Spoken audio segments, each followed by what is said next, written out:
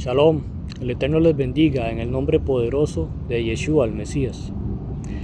Les comparto un estudio titulado ¿Qué es la gracia? Es común que cada vez que compartimos algo relacionado con guardar la ley, la Torá, alguien siempre comenta: ya no estamos bajo la ley, estamos bajo la gracia. Veamos el versículo, Romanos 6, del 14 al 15. Porque el pecado no se enseñoreará de vosotros, pues no estáis bajo la ley, sino bajo la gracia. Entonces, ¿qué?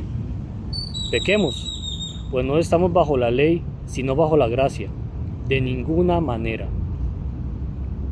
Está muy claro que la gracia no es licencia para pecar. El pecado ya no se enseñoreará de vosotros. La palabra griega en el diccionario de Strong para enseñoreará es kurieu, G 2962. Gobernar, enseñorear. El pecado ya no gobernará nuestras vidas. ¿Cómo actúa o beneficia en nuestras vidas la gracia en este aspecto? La palabra griega para gracia en el diccionario de Strong es charis, G 5463. Gracia, como gratificante, de manera o acción, abstractamente o concretamente, literalmente, figurativamente o espiritual, específicamente la influencia divina sobre el corazón y su reflejo en la vida, incluido gratitud, merecer aprobación, aprobar, congraciarte, donativo, favor, gozo, gracia, gratitud, mérito. Dice que literalmente, figurativamente o espiritual, específicamente la influencia divina sobre el corazón y su reflejo en la vida. La profecía del pacto renovado dice que la ley será escrita en nuestros corazones. Jeremías 31:33. Pero este es el pacto que haré con la casa de Israel después de aquellos días, dice Adonai. Daré mi ley en su mente y la escribiré en su corazón. Y yo seré a ellos por Dios, Elohim, y ellos me serán por pueblo. También se rectifica en Hebreos 10, del 15 al 17, y nos testifica también el Espíritu Santo, porque después de haber dicho: este es el pacto que haré con ellos, después de aquellos días, dice Adonai, pondré mis leyes en sus corazones, y en sus mentes las escribiré. Añade: y ya nunca más me acordaré de sus pecados y de sus iniquidades. Sabiendo que la gracia es una influencia divina sobre el corazón y que el pacto renovado es la ley de Dios, de Elohim, escrita en nuestros corazones, podemos entender cómo se manifiesta la gracia en nuestras vidas. Esa es la gracia, la ley de Dios escrita en nuestros corazones. Leamos Romanos 2, del 12 al 16. Porque todos los que sin ley pecaron, sin ley también perecerán. Y todos los que en la ley pecaron, por medio de la ley serán juzgados. Porque no son los oidores de la ley los justos ante Dios, sino los hacedores de la ley serán declarados justos. Porque cuando los gentiles, que no tienen ley, hacen por naturaleza cosas de la ley, estos, no teniendo ley, son ley para sí mismos, los cuales muestran la obra de la ley escrita en sus corazones, dando testimonio juntamente con su conciencia, y acusándolos o defendiéndolos sus razonamientos, en el día en que Dios juzgue por medio de Yeshua, Jesús, el Mesías, los secretos de los hombres, conforme a mi evangelio. Podemos ver que los gentiles que no conocían la ley de Dios hacían por naturaleza cosas de ley, mostrando en todo su esplendor la manifestación de la gracia, que es la ley escrita en nuestros corazones.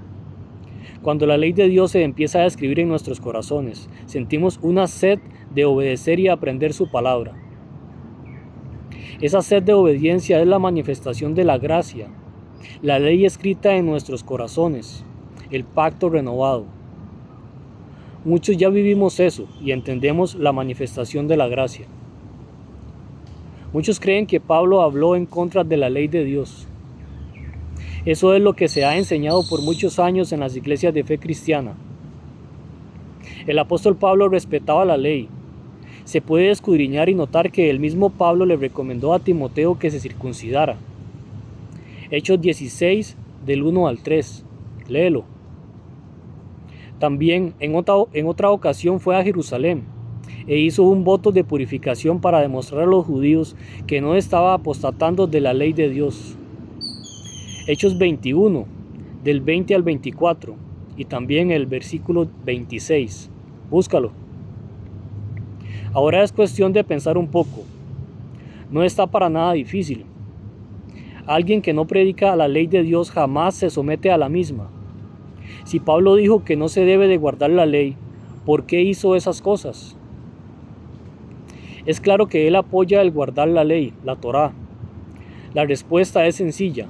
Se ha malinterpretado su mensaje por mucho tiempo. Lamentablemente a veces las traducciones no ayudan. El traductor es el que decide qué palabras usar, cuando a veces otras palabras lo pueden explicar de una mejor forma.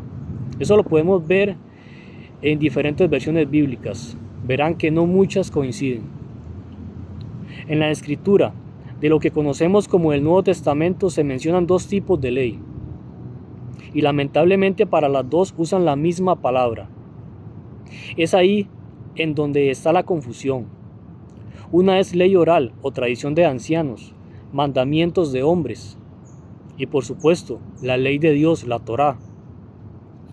El mismo apóstol Pedro nos advirtió que el mensaje de Pablo se estaba malinterpretando, aún desde aquellos tiempos, y continúa sucediendo en estos. Segunda de Pedro 3, del 15 al 16.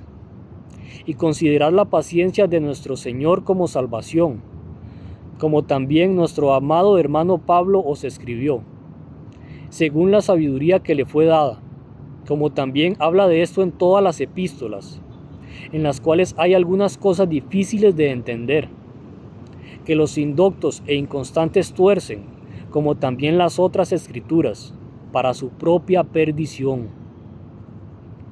Siempre se debe recordar que alguien que no acepta la ley de Dios jamás se somete a ella y por ende tampoco la menciona de esta manera. Leamos. Busquen en sus Biblias. Romanos 2 del 12 al 13. También Romanos 3, 31. También Romanos 7, 7. También Romanos 10 del 2 al 5. Puedes buscarlo. Conclusión de todo esto es creer en Yeshua como el Mesías y guardar los mandamientos para obtener la salvación. Esta es la perseverancia de los santos. Apocalipsis 14, 12. Aquí está la perseverancia de los santos, los que guardan los mandamientos de Dios, de Elohim, y la fe de Yeshua, de Jesús el Mesías. Leamos también Mateo 24, 13. Mas el que perseveró hasta el fin, este será salvo. Shalom, bendiciones.